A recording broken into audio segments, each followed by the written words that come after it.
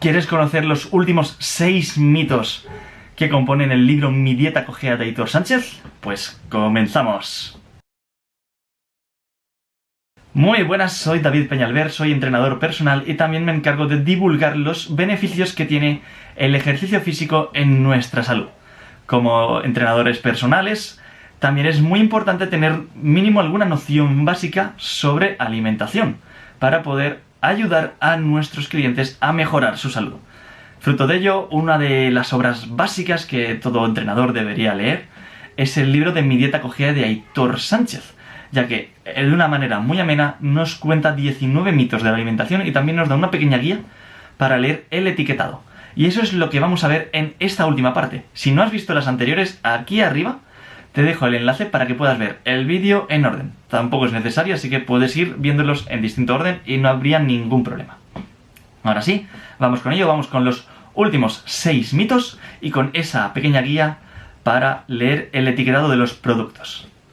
Bien, en primer lugar, uno de los mitos es el de que hay que consumir más productos naturales. Perfecto, eso está muy bien. Ahora bien, el problema no viene a ser en consumir productos naturales, que eso está genial, es lo que deberíamos ir acercándonos lo máximo posible. Y es que la legislación, pues es un poco caca. No nos cuenta correctamente cómo etiquetar o no etiquetar un producto como natural. Ahí hay un gran vacío, un montón de espacios en blanco, en los cuales pues se puede aprovechar para colar un alimento como natural y entonces confundir a los consumidores.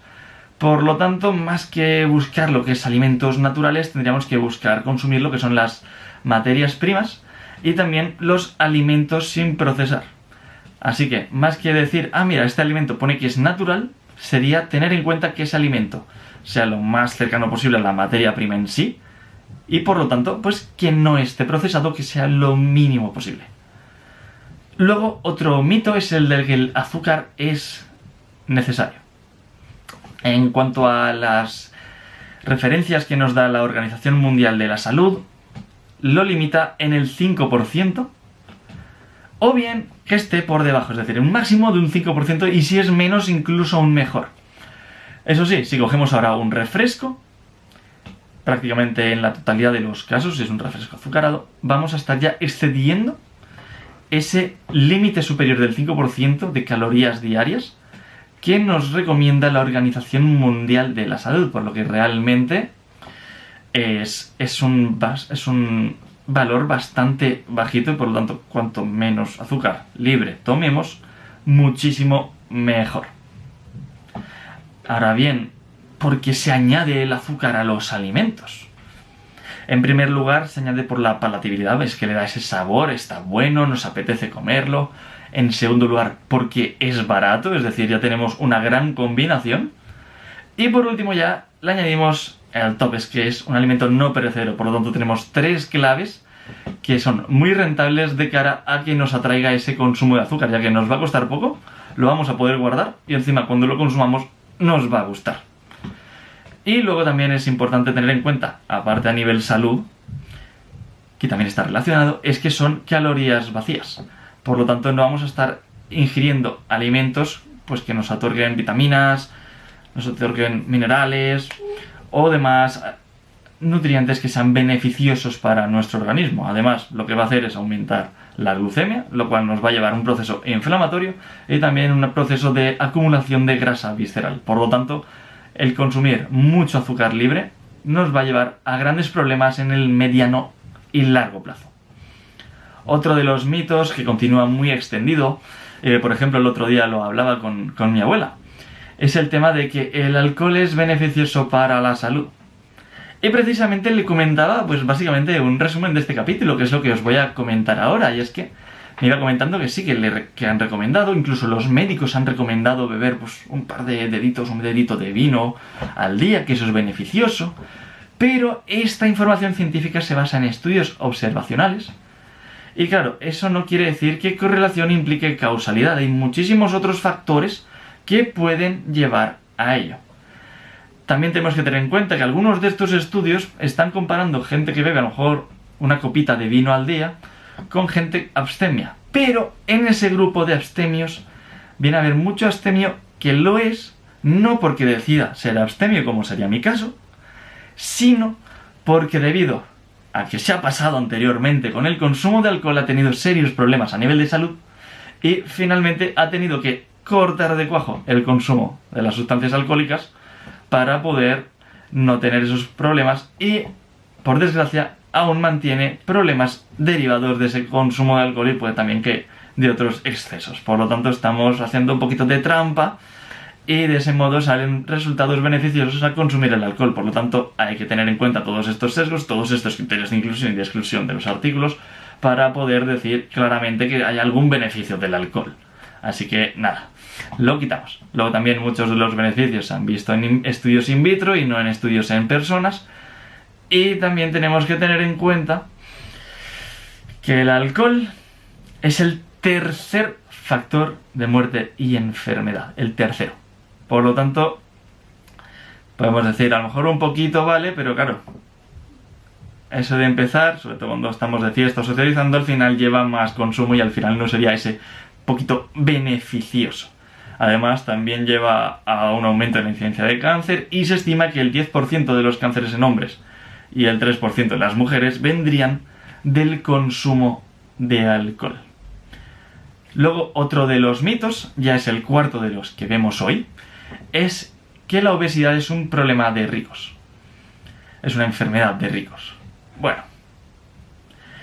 se está viendo cada vez más que en los países de menos recursos está aumentando el sobrepeso y también está aumentando la obesidad.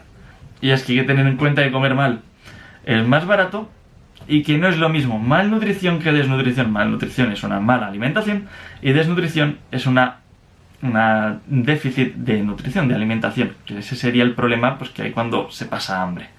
También hay que tener en cuenta no solo que la obesidad no es una enfermedad de ricos, sino que, por ejemplo, en países como Estados Unidos, el país líder, el que nos viene a todos a la cabeza cuando pensamos en la obesidad, es donde los ricos suelen ser más conscientes de este problema y por lo tanto se está viendo un descenso en la obesidad en este grupo.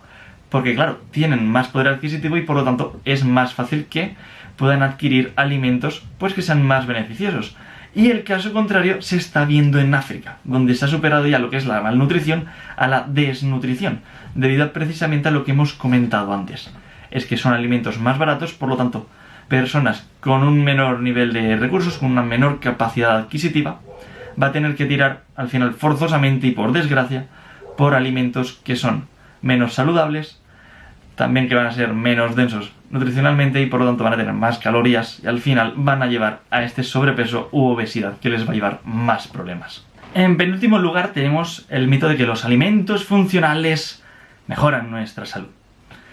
En este caso lo que suele ocurrir en la gran mayoría de casos es que cogen un alimento y le añaden nutrientes para decir que es beneficioso porque es alto en tal, porque es rico en tal, porque reduce tal, porque aumenta tal. Entonces, gracias a ello, pues parece ser que ese producto es más beneficioso. Luego, además de todo ello, pues se le acompaña con maravillosos eslóganes como te ayuda a reducir el colesterol. O con nombres comerciales como galletas digestive. Y lo que sigue, que en muchos casos seguro que nos ha venido alguna marca a la cabeza. Por lo tanto, a la hora de ver estos alimentos, tenemos que tener en cuenta que tenemos que omitir el nombre, que tenemos que omitir esas frases y que tendríamos que mirar la lista de ingredientes, que comentaré después en el etiquetado, para ver si realmente ese alimento es beneficioso para nuestra salud o si nos la están intentando colar de nuevo. Y ya por último, el último mito es que aditivos seguros, aditivos inocuos. Este es el título que da al último mito Aitor. Y en él tenemos que tener en cuenta que estos aditivos pues no tienen calorías, no tienen nutrientes y se ha visto que tampoco aumentan, al menos por este periodo de tiempo en el que se ha ido analizando, que no aumentan la incidencia de cáncer. Obviamente pasarán los años y quién sabe si en un mayor rango de tiempo se ve que esto cambia o no, pero por ahora en el rango que se ha ido viendo desde la existencia de estos productos no se ha visto que aumente la incidencia de cáncer. Ahora bien, hay un par de problemas con los aditivos y es que el primero de ellos es que nos acostumbran a un umbral más alto a nivel de la palatabilidad, y entonces, pues si vamos a poner un ejemplo absurdo, estamos comiendo, pues, un plátano y le echamos sacarina. O sea, hay una mentira dulce, vamos a hacerlo más dulce. Si siempre lo vamos comiendo con sacarina, nos vamos a acostumbrar a comer ese alimento con la sacarina. Por lo tanto, si luego un día nos comemos el plátano sin la sacarina, ese plátano no nos va a gustar, nos va a parecer que no tiene sabor. Entonces, ese problema luego se puede expandir a que, por ejemplo, digamos, ostras, este plátano no me gusta si no le echo la sacarina. Ahora bien, si me como este donut, este sí que me gusta porque tiene ese sabor dulce. Entonces tendríamos que tener cuidado con ese aumento del umbral de cara a evitar, pues luego a lo mejor una fuga del plátano al donut. Por poner un ejemplo un poco absurdo de echarle sacarina al plátano. Y luego tenemos que tener en cuenta también que seguro no quiere decir inocuo. Y es que son seguros en las cantidades que se han estudiado y que se recomiendan. Pero no se sabe si una mayor cantidad de la recomendada podría llevar a problemas o no. Y luego ya por último, pues tenemos lo que es esta guía del etiquetado. Primero nos menciona unos cuantos errores para ver si, pues a lo mejor resulta que estamos cometiendo alguno de ellos y poder darnos cuenta para poder subsanarlo. Y después ya una serie de recomendaciones para ver si un alimento pues es más saludable o no. En cuanto a los errores, tenemos que tener en cuenta que las ideas nutricionales son incorrectas y se basan en estimaciones, y lo mismo, esta naranja no es igual que la otra, porque esta es de tal sitio, se ha elaborado con estos aditivos, con este suelo, con estos fertilizantes, etc. Y esta se ha elaborado en este otro sitio, este suelo es distinto, tal y tal, y pueden variar. Entonces son estimaciones, no tenemos que tomarlo como un número 100% real, no fake. Luego, en segundo lugar, te he dicho tercero porque hay dos alimentos, uno es azúcar y otros almidones, es que no están señalados en el etiquetado. Hablo de España. Por lo tanto, hay que tener en cuenta esto y en las recomendaciones se verá cómo poder subsanarlo. En tercer lugar, también es que hay una confusión con la calidad de las grasas. De nuevo, en las recomendaciones se subsana. Luego, hay un problema y es que, por ejemplo, el alcohol no tiene que seguir la normativa del etiquetado, se ha escapado.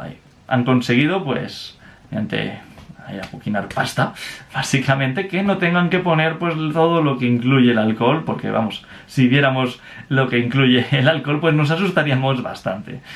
Y luego los envases pequeños pues tampoco lo llevan, pues precisamente por eso, porque son pequeños y no caben o se aprovechan para que no quepa. Hoy en día perfectamente pues se podría poner en la legislación que llevaran un código QR y que en el código QR al escanearlo pues viéramos la calidad nutricional de ese producto. Así que realmente eso es algo que se podría solucionar de una manera pues bastante fácil, sinceramente. Y también tenemos que tener en cuenta que la información en los productos a granel no está puesta. En cuanto a frutas, verduras y demás no hay ningún problema. Pero sí que a lo mejor queremos ver realmente cuánto tiene y pues tendríamos que ir a buscarlo a internet. Por lo tanto no lo tenemos tan al alcance como otros productos. Y por último, esas recomendaciones de ingestas están hechas en adultos medios. Por lo tanto, no tenemos en cuenta si somos deportistas, si somos adolescentes, somos niños, somos personas mayores. Y pues a lo mejor si tenemos algunos problemas, si nos salimos de la media, etc. Por lo tanto, todas esas recomendaciones de tanto por ciento de la ingesta recomendada de diaria es del adulto medio. No tiene por qué ser nuestro caso. Y luego ya por último, en cuanto a las recomendaciones para poder evitar estos problemas, en primer lugar es que hay que ignorar todo eso de los nombres, los eslóganes, los anuncios, todo eso que hemos comentado anteriormente en lo de los alimentos funcionales son mejores y mejoran nuestra salud. Todo eso que hemos visto, aplicarlo a todos los alimentos. Luego, también tenemos que tener en cuenta y prestar especial atención en las declaraciones nutricionales. De nuevo, como decíamos en ese mito de elevado contenido de hierro, o bajo contenido en grasas, o light, o no sé qué, todos esos casos. Porque seguramente sea alguna estrategia comercial para poder vendernos ese producto y que realmente, pues, no sea tan beneficioso. Va a haber alimentos que sí, que lo pongan también para destacarlo y que sea un buen alimento. A lo mejor unos copos de avena integrales te ponen que es beneficioso para tal o que tiene una gran cantidad de tal. Pero tenemos que ir con pies de plomo y analizar el valor nutricional. Y es que hay que aprender a mirarlo correctamente, ver cuánto tiene de cada componente, ver que, por ejemplo, en las grasas tiene esto y esto, tiene tal y tal, tiene tanta cantidad de sal, por poner otro ejemplo, y sobre todo lo más importante y clave es mirar la lista de ingredientes. Tenemos que tener en cuenta, al menos en España, que van por orden, el primero es el que está en mayor cantidad y así sucesivamente hasta el último, que es el que está en menor cantidad, y cuantos menos ingredientes tenga, por lo general va a ser mejor. Por ejemplo, los Real Fooders, si no recuerdo mal, dicen que máximo tiene que tener 5 nutrientes en el listado. 5 ingredientes, perdón, en el listado. Por lo tanto, más o menos podríamos coger esto que dicen los Real Fooders, porque así veremos que se asemejan más a una información real. Y luego, pues por ejemplo, ver si pone que es un alimento integral, ver que el primer alimento va a ser realmente integral, que no va a ser el segundo o no va a ser el tercero o incluso más atrás. O luego también ver que de golpe no aparece que han añadido azúcar por aquí o esto por allá o esto tal. Por lo tanto, es muy importante que veamos correctamente la lista de ingredientes y también el valor nutricional, ya en segundo plano, e ignorar todo lo demás que veamos en el resto del envase del producto. Así que ya, para acabar, recomendaros muchísimo esta lectura. Vais a aprender un montón. En el caso de lo que os sepáis ya muchos de estos mitos, los vais a poder pues repasar e incluso afianzar los conocimientos para estar muchísimo más seguros y que en una determinada situación no caigamos en la trampa. Y por supuesto, si has llegado hasta aquí, darte las gracias por ver el vídeo, por apoyar el canal y cualquier sugerencia, comentario que quieras hacer, aquí abajo tienes la cajita. Así que muchísimas gracias y nos vemos en el próximo vídeo.